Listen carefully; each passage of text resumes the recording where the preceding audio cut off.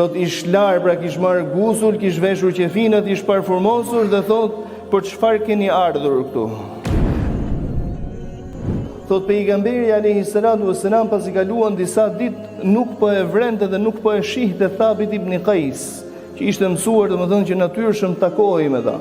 Dhe prej islamit dhe edukatës së islamit është që kur nuk e sheh një të njohurin tënd, vëlla të besimit, vëlla të fesë, të interesohesh për të vallë, pse nuk është aktiv, pra çfarë mundon, çfarë halli ai mund të ketë.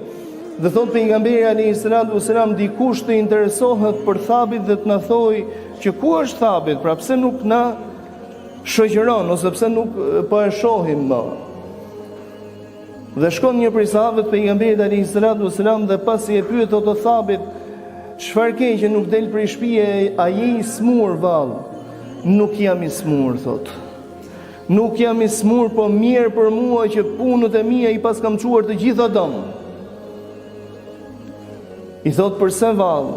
Thot sepse Zoti ka shpallur që mos e ngrini zërin tuaj mbi zërin e pejgamberit, dhe unë jam ai person domethënë që e kam zërin e lartë dhe kur flas normalisht domethënë zëri im është mbi zërin e pejgamberit alayhi salatu wassalam.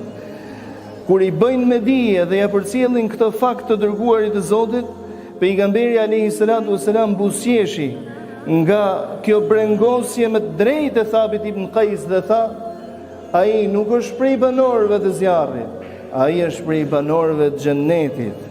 Dhe thot Malik ibn Anas, sa herë që e shikonim Thabit ibn Qais teksa ecte sokakeve apo rrugëve të Medinës, gëzohenim dhe thonim që ky është dëshmia e pejgamberit, pra një xhenetli i cili ecën mbi tokë, dhe u vërtetua tek shokët e pejgamberit alayhi salatu wassalam kjo profeci e dërguar i Zotit dhe kjo dëshmi hyjnore që ai është prej banorëve të xhenetit, ku thot në luftën e Yemamës, betejë ku u përball kufri, mohimi i Allahut i dërguar i tij, me nkrye Musailem el-Kadhab, pretendentin e profecisë, pretendentin e rrejshëm të profecisë dhe muslimanëve, në këtë betejë muslimanët thot Anas ibn Malik ishin paksa të strukur derisa vjen Thabit ibn Qais, i cili kish veshur qefinat ish parfumosur dhe thot për çfarë keni ardhur këtu?